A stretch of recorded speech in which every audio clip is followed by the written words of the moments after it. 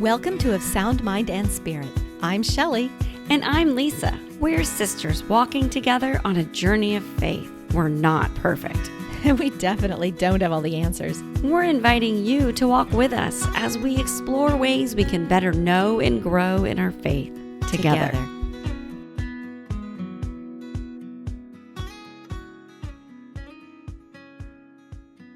Welcome back to another episode from Of Sound Mind and Spirit. Hey, Lisa, how are you doing today? I'm good, Shelly. How are you? I'm doing really great. And hey, I wanted to talk to you today about our book groups. We've been getting a lot of attention from that spiritual reading episode number 3, and I wanted us to come back and talk about that today. I love it because, well, as we talked about in episode 3, we both love spiritual reading a ton, and we both belong to book groups. That's what we do, is read spiritual books. So perfect topic. I love it. And this hits right at the right time because I know that our group, my book group, is getting ready to choose a new book. And so it is something I'm thinking about a lot right now as we're selecting a new one. Oh, maybe we can have our listeners write in or call in or send a message or social media or whatever all that is and tell you what book they recommend. Oh, I do like that. I would love book recommend. See, well, like we are like usually wait to the end of the episode to say, so let us know. Like, no, today we're so excited about reading, like right off the bat. Give us your recommendations.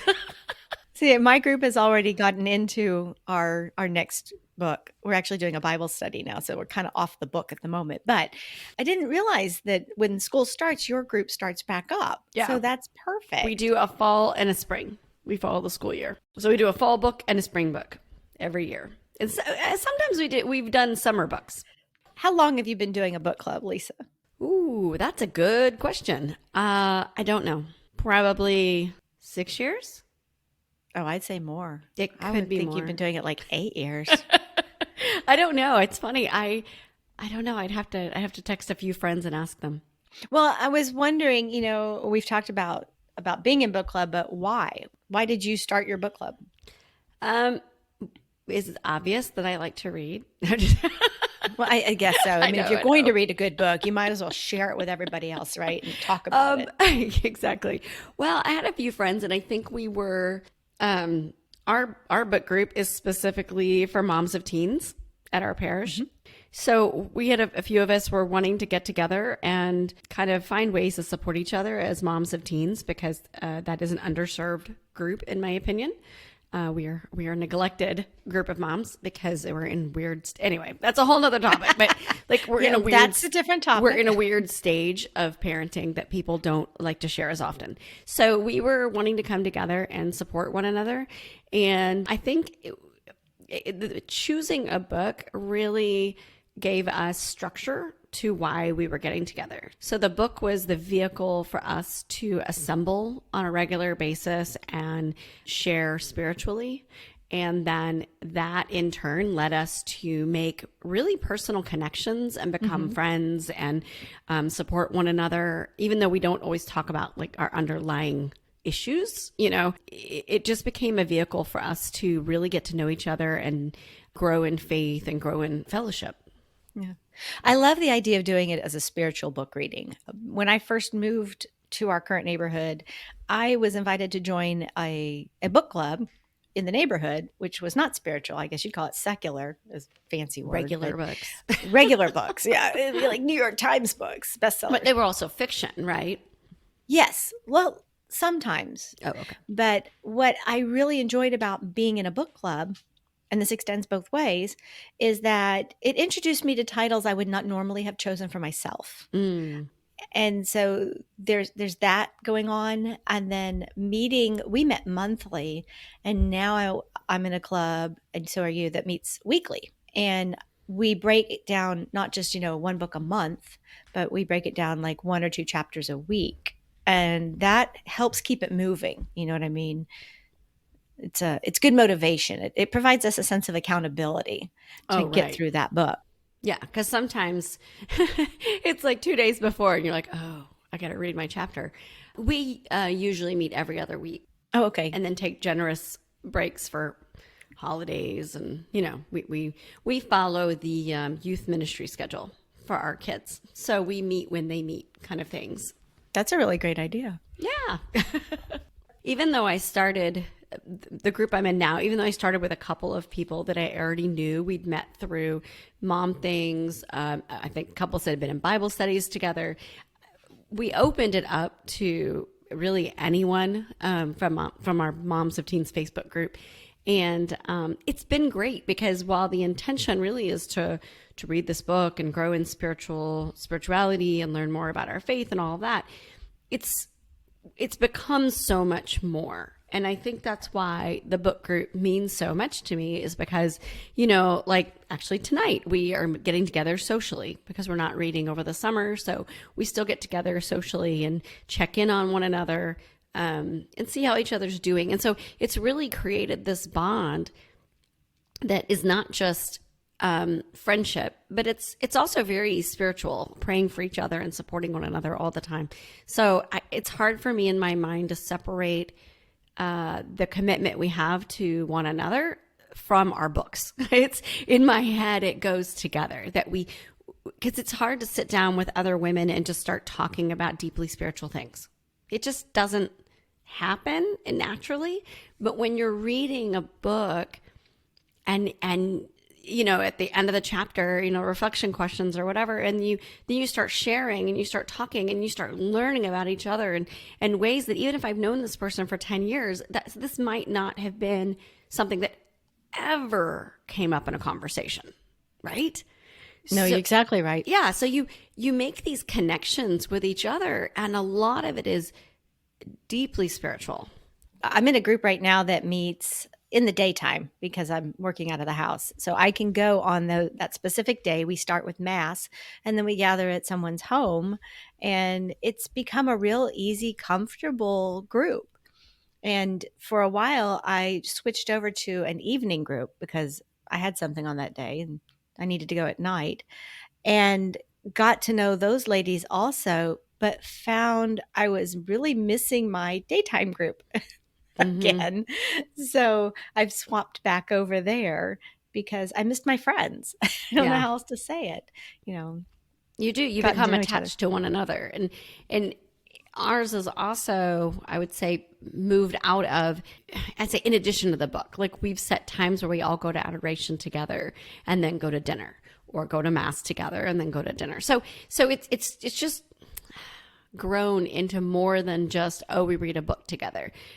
But when we created the group, the initial few of us who got together, we didn't know any of that. We just were wanting to find fellowship and grow in Someone faith. else who understood you when you Yeah. had a And teenager who was acting out or being crazy and you didn't know what to do with them. it was more about how to process the feelings we were having. Yeah. About parenting crazy teens.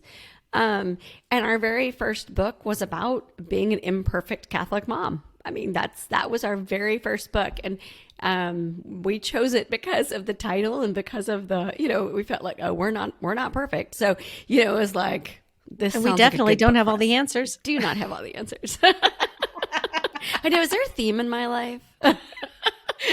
Yeah, we're not perfect. I know. I know. Oh. So, Shell, let me ask you, where does your group get, how do you come up with the books? Oh my goodness. So when we formed this particular group, the books actually were assigned to us coming off of a retreat because our small group started as a way to continue the fellowships and the friendships that we created on retreat. And everyone read the same book in the beginning. And when you finish that book, some groups kind of die off. I hate to say it like that, but they stop meeting or they move into strictly we're going to meet once a month just for a social. We're just going to go to dinner once a month. And that's fine. That's great. Our group stayed and then chooses other books. I don't know exactly how we've always come up with the book, whether it's something we saw on Goodreads or maybe it was a new release from a Catholic publisher. I will tell you that what are we in? We're in the summer now. I think it was last fall. We ended a book and didn't know which book to do next. And so everybody brought a book in, and there were 4 that we kind of were like, oh, we'd like to read all 4 of these. These are all really great books. And so we couldn't choose. So we took a little slip of paper. Sorry, I'm still remembering her running around the house trying to get the slip of paper. And we wrote the titles down on these 4 slips of paper, and then grabbed a bowl and folded them up and put them in there, and did the whole swirl your hand around and draw out a book title. And it's, okay, this is the book we're going to read first. And then we were like, well, what do we read after that? Okay, try again. We pulled another title out. This is the book we're going to read second. And we did that with all 4. And we've actually read the first 2. And then there was another retreat. So we moved to the retreat book again. So that's funny. Hopefully we'll come back to the other 2. We generally stay, I would say, to kind of themes, parenting, moms, reading about saints. And then we've done a few where we've like talked about different prayers, like learned about praying. So usually it's recommendations. As we talked about in episode 3, I have a lot of books, a lot of spiritual books in my house. And I believe it or not, I was counting, I have purged over 300 spiritual books in the last year and a half. That is crazy. I have donated, but I still have a ton. So, and I read them. So sometimes like people will, browse, like you said, the publishers, like the different onlines, or if you get the little catalogs, that we have a local Catholic bookstore, go in there and look around. And so a lot of times what happens, someone will say, hey, I was thinking about this book. Do you have it? And so I'll look through my shelves and pull, this sounds so bad, like pull the different books I have. And then we look at them and compare and pick one. You and I are both on Goodreads. So one of the things I really like about it is that you can see your friends or other people, you can see what they put in their like want to read shelf or reading shelf, or if they finished a book. And so I kind of like that. It helps me learn of different books, and then you can go through and read the reviews or how they rated it and decide if it's maybe a good fit. I've done that lots of times, and not just for spiritual reading. I've done that for fiction or other titles. All books. And I love that I get the email that says, see what your friends are reading. Yeah. I can go, oh, that looks good. I've actually been known to go into some of my friends' lists and like read their entire shelves. No. And then, oh no, I've done that. I have way too much time on my hands, I guess, but I've done that. Yeah. So if you're my friend on Goodreads, I'm trolling you. You're making me go, oh man, I would have such an eclectic mix of I know it crazy is stuff. though. It's crazy. Another one is to discover authors that we've read before. So in my book group, we have an author that we've read 3 of their books because we really like the format. We love the voice, the tone, the reflection questions afterwards. They also, this particular, it's 2 women author. They also did a video, like a short 15-minute kind of summary video on every chapter. So you would read the book at home or the chapter at home, and then we would get together and watch the video and then answer the questions that were in the book. And so we really, really liked the format and the way it was structured. So we did read all 3 of their books. We have an author that we've read a lot of their books, and that's Edward Shree. I know I've mentioned that before. I'm pretty sure I said it in episode 3, but for whatever reason, our group really likes. I like Edward Shree. I've read a bunch his of message books too. And the way that he, his voice, the way he writes his books, just really easy to connect with. One of the cool things about reading books with other people is that even when I'm reading a chapter, and there have been a couple of books that we've picked that I didn't really love, and you're reading a chapter. And maybe it's the mood you're in that day or whatever, and you're like, meh, it was fine. Like, I didn't really pull anything crazy out of that reading. And then you get to book group, and somebody is just on fire. Like, it really spoke to them. And you're like, what did I miss? And then as you're talking and, having this conversation about it, it helps you see things differently. And I love that experience. No, I know exactly what you're talking about. what about what happens when you agree, like you love it, and then you walk in and then this other person also loves it? It's the same kind of thing, right? Yes. Yes, absolutely. Or like you're reading it, and then there's certain things, like when we look at books that I have, there's certain people in our group that like some people really love like this type of thing and other people love this type of thing. And it's so funny because you'll never find one book that everybody loves, but because of the conversation and because of the questions and the way that you discuss, most of us all have at least some connection at some point with the book. And that's, I don't know, it's a pretty cool thing. Well, there was a time we were reading The Second Greatest Story Ever Told by Father Michael Gately. And that one is all about the message of divine mercy. And was completely fascinated by all of these little connections about how the author was able to show that this point was done, and then exactly on the same date 100 years later this happened, and you didn't realize there were all these little threads and connections that came and tied together. And so you just never know when a book is just going to really speak to you. And we just kept reading it going, oh my gosh, who knew? Did you know this? I didn't know this. Well, what's the next chapter about? Keep reading. Oh, and you'll get there and some people are like, okay, so I read ahead. And let me tell you, the next chapter is going to blow your mind. I love that. Or when you're reading a chapter and you're like, there's been some about saint stories, and you're like, okay, I've never heard of this saint. I mean, because there's thousands and thousands of saints, right?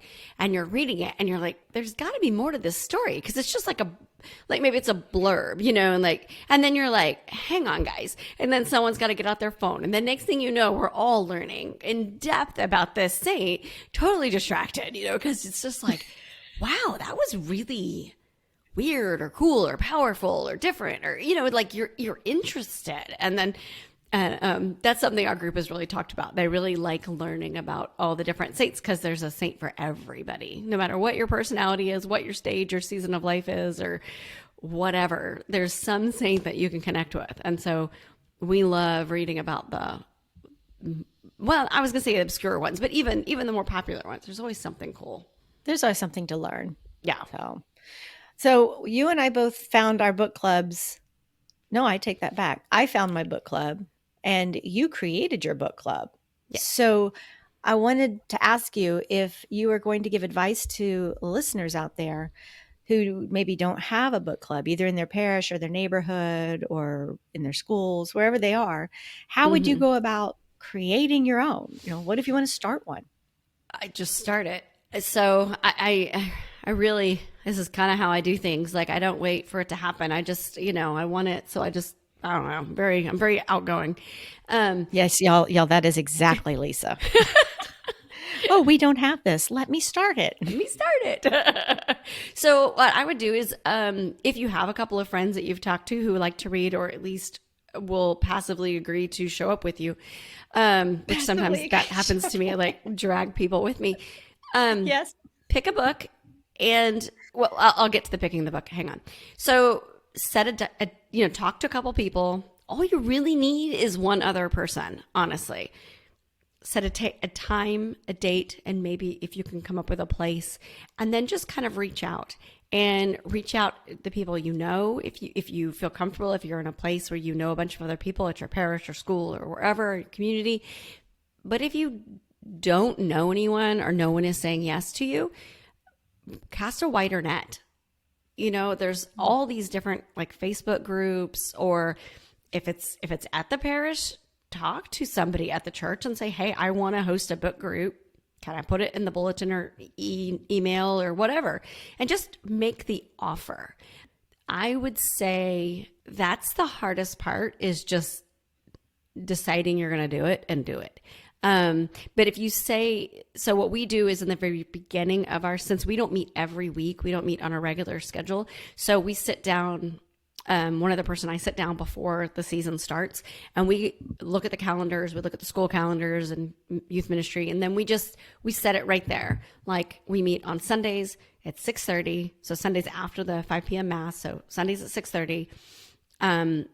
Usually it's somewhere at the parish. And then we just look and pick our Sundays, and then we publish it all at one time before we start. And if you don't have access to like the parish or whatever, that's fine. We've done it at our house. We've done it on our, during COVID, we met on back patios. We just rotated people in the groups and we sat outside, whether it was raining or hot or cold or whatever. I remember that. We just did it. So I would just say, just make it happen. In the beginning, we only had like 5 and we're still not huge. Our largest has been like 15, which is perfect. That's, you don't want like 50 because then you can't all chat. If you did 50, you'd be in a much larger room and you'd have to break out into like 5 groups of 10. Yeah. So, it's just grab some people, 1 or 2. I had a friend who did one at our house and she just invited, I don't know how she chose, but like a random group of people that she knew. And we just went to her house.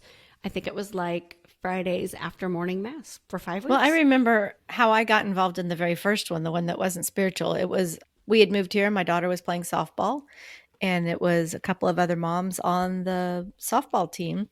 And one of them invited me to her house. And that's how I kind of started to know people. The one thing that the majority of us had in common, other than we knew the hostess, is that a lot of our daughters all played softball. That's how they all kind of knew each other. But what I like about it is that you saw a need for support and used the book, as you said, as the key to spur your discussion. Mm-hmm. So and also because like you were saying, the softball, and for us, all moms of teens in this group, so we do all have at least one common, or I guess 2 common elements. We're all Catholic in our group, and we all have at least one teenager, even though some of us, our teenagers are, getting older than others. So we have some who have middle schoolers, and some of us, our babies are in high school. So there's a little bit of a spread, but we all have that kind of commonality of the teen years. No, but what's nice about that also is you can give advice down. And so if someone's coming into middle school, they can look to you for advice on how did you handle middle school for your now high schooler. Mm-hmm. So, or what to look forward to, what to get Mm-hmm. up to. But okay, so we talked a little bit about where to get ideas for books, but I'm wondering if you have a particular type of book. Why, yes, I do. Of course you do. I know we've talked about I've it read in some our of your group. books before. I know. We've talked about it in our group because, like I said, we've done so many books. So, I would say we choose, I'm going to say easy to read. We're not going to pick up a book that you need a theology degree to figure out. We're going to pick up, I don't say lighter topics. The topics aren't necessarily light, but they're easy to comprehend. Most of our women are busy. Most of them work outside the home. And of course, we all have kids. And so we want something with shorter chapters, something that's not going to take us an hour, 2 hours a week to read. We like books that have reflection or discussion questions at the end of the chapter. And I will give a caveat that we've had a few that didn't. And what I did was I emailed the author and asked, and they sent them to me. Wait, what? Yeah, I know, right? You emailed the author? Yeah. You find him on Facebook and stuff. Yeah, I mean, I'm not saying I would like never have stalk thought them, to email but- the author. That's hilarious. Well, a lot of them have websites. They have Facebook profiles, not their personal stuff, but like Facebook profiles. And you can send them a message or email them off their website, and yeah, they're like, oh no, I have that. Here it is. My group tends to go a little bit deeper than what you just described, and because it's a different group too. Mm-hmm. But the longest book I think we read was The Art of Living by Edward Shree. But we've had really thin, tiny little books too that have just been so deep that you read a paragraph and you're just like, I got to sit with this. Right. Just this whole paragraph. I have to unpack a paragraph. This is insane. I think the goal is like, how much time are you willing to invest, or do your people have to invest to, every week or every time you get together? And so for us, that is something I really look at, is how long is each chapter and is it easy to read? We've had some that was like a Saint book that had a lot more chapters. So we also look for no more than like 7 or 8 chapters, because we're not going to since we meet only in the fall and only in the spring, we just don't have that much time. So we've had some that had teeny tiny little chapters, but they had a ton of chapters. And so we could several in 1 week. And then we had one that was longer, but it was broken up into 2 sections. So we did one section in the fall and one section in the spring. I like that there are books out there for any type of group, depending on how often and when you meet, whether you are bound within a specific time period, like a school semester, or whether you try to keep it going year round and you just kind of rotate in and out. I think that's one of the nice things about having a book group. I wanted to throw out, we've talked about all these different spiritual readings and I'll say feel good or trying to encourage you. Most of the time you pick out titles that are either encouraging you or educating you or just learning more about something. But there's a genre that we don't often talk about. Ooh, pick me. I know. Oh, okay. Lisa. I'm going to guess you're going to say fiction. Yes. Like specifically spiritual fiction. Yes. I never really thought about it That's before. a new genre for me too. I don't spend a lot of time reading spiritual fiction. Well, I would not have really thought about fiction being from a spiritual or even a Catholic perspective before until we went on our conference last summer. Wow, was it really last summer? A year ago. Yeah. Oh my gosh. That we met a lot of fiction authors over there. And there's one book that I really want to recommend, and that's The Grieving Daughters Club by Andrea Bear. Yes. I think that would make an excellent book for a book club, especially because it's about a book club. I was going to say that. It's about a book club. And I read that one and oh gosh, I love that book. Love that book. Me too. I remember stealing it from you. You had the copy and you were getting your hair done and I was waiting for me to get my hair done at the same place and I took it from you. And I wouldn't let you have it back until I finished reading it. It's a book that it's not explicitly about faith, we'll say, but the way that Andrea, the author, weaves faith and spirituality into the characters and into the situations and just throughout the book. And it's just, there's so much that you could dissect and talk about and in a book group. It really is. So anyway, we'll definitely put a link to Andrea's book down in the show notes for you. Oh, yeah. I have one more thing that we should mention about choosing books for a book group. And that is, and honestly, I'm going to be transparent. I had not thought about this until one of the ladies, the newer ladies in our book group mentioned it a few months back. And she said, when we choose new books, can we try to choose books that there's an audio version? Because she really struggles to read. And so she requested that we look to see if it's on Audible or you could download it at the library or something like that. So I just mentioned that because really by choosing a book that is also, it has an audio version, it opens the door to more people who might be wanting to join your book club. But there's a lot of people who don't physically sit and read a book, that they listen to it. And that just either fits in their lifestyle or that's their preferred method of consuming the book. I throw that out there because I hadn't thought of it. And didn't you find one from your past list that is on Audible? I did. I went through my past book group list and there was only one, but I found one of them is on Audible. But Audible is adding new books constantly. And they really do have a good collection of Catholic spiritual books. And we still do, as we said in the episode 3, we still do have the link for free 30-day free trial for Audible. If anyone wants to give it a shot, after the 30 days, it is a monthly subscription, but we will put that in the show notes in case you want to give it a shot. Okay, Lisa, you're not going to tell us which book it was? Oh, do you want me to tell you which book it was? Well, that'd be nice. I mean, I'm sitting here like, I know you said you found one, but I don't know which one it is. I feel like a drum roll. It was Supergirls and Halos, My Companions on the Quest for Truth, Justice, and Heroic Virtue by Maria Johnson. Yay, Maria. That was the one that I found that was on there. It wasn't read by the author, was it? I didn't listen to it, but I don't think it is. So I think it had narrated by it. It had another name. So it wasn't Maria. But if you're looking for a book group book that is on Audible, I definitely know that one is.